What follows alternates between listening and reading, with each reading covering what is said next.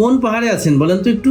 আমি Malaysia Cameroon highlight 6000 fit উচ্চতে আছি। যখন আমি রাতে শুভ, সেক্ষেত্রে আমার কানে মনে হয় প্লেন যায়, অনেক ক্ষেত্রে রাতে ইঁদুর ঘোরাফেরা করে, এরকম লাগে।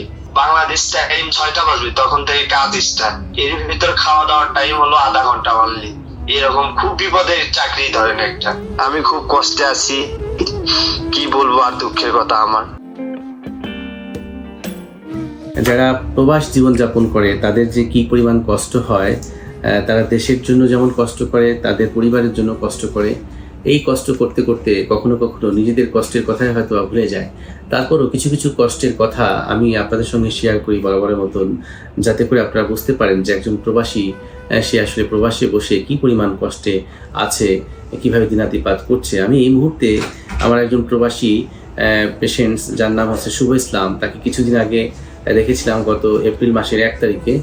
তো আজকে সে একটি ফলো আপে আমার সঙ্গে কানেক্ট হয়েছে। আমি একটু আগে জানতে পারলাম সে একটি পাহাড়ের উপরে আছে। আমি বললাম যে পাহাড়ের উপরে কেন?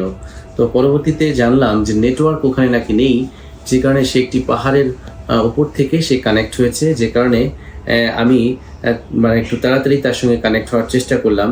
আমি দেখি তাকে পাহাড় থেকে যুক্ত করতে পারি কিনা।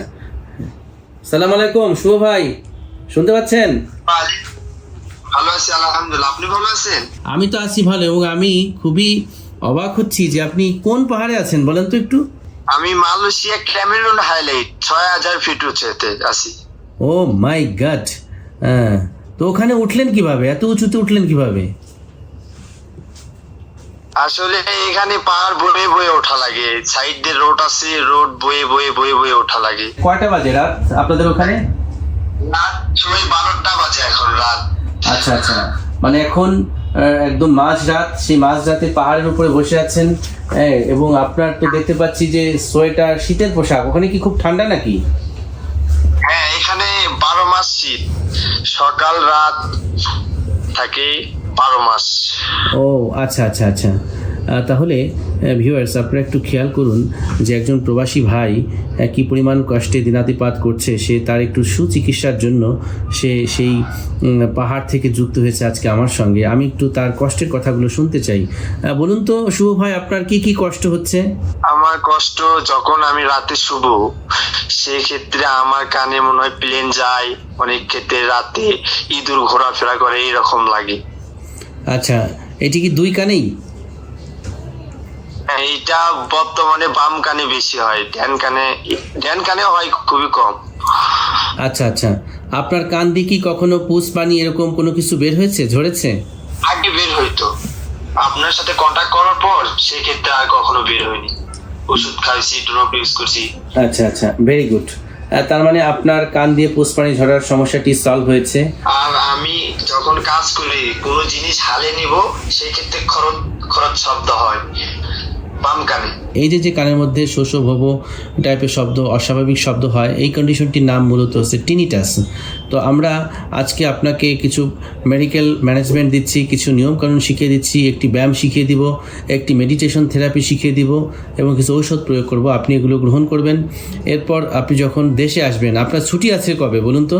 আমি যদি দেশে যাই, একবারেই চলে যাওয়া লাগবে, সেক্ষেত্রে আমি যাইতেও পারবো না। আমার ঘাড়ের উপর ঋণের বোঝা আছে এখন বর্তমানে। আমি খুব কষ্টে আছি, কি বলবো আর দুঃখের কথা আমার। চাকরি বাকরি কি পেয়েছেন? চাকরি বাকরি করতেছি, আমার বাংলাদেশ টাইম 6টা বাজবে, তখন থেকে কাজ স্টার্ট। 6টা থেকে 4টা পর্যন্ত বাংলাদেশ টাইম। এর ভিতর খাওয়া দাওয়ার টাইম হলো আধা ঘন্টা অনলি। এরকম খুব বিপদের চাকরি ধরেন একটা। আচ্ছা আচ্ছা, তাহলে তো অনেক পরিশ্রম করতে হয় আপনাকে।